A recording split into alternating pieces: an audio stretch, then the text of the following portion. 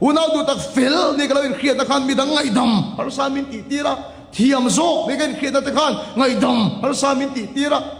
ni ma sel ka thilunga fia tak mai chu ka sual ka rul sen rual ka sual tam lu tu hilal pa hian a tho ni min ngai dama la ba chu pakinam ro se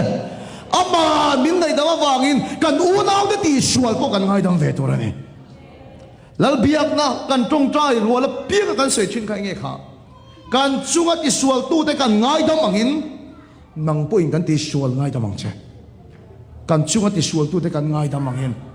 unau tu midang ngai dam thailo chuan pathian ngai dam na tak tak ya chang ful thailo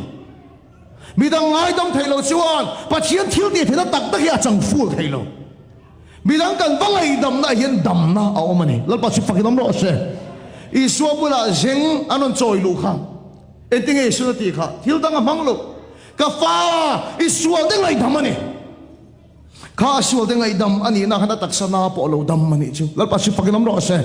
engati kan dam thailo engati mal som na kan don thailo pathian ngai dam na fam ke mi kan chunga a thil lo ani mai lo mo chunga se mi ngai dam to na chang tur hian kan eng lo patu te kan poi soi tu te kan ril ti na tu te hi kan ngai dam ani lo chuan pathian na tho tak tak kan chang thailo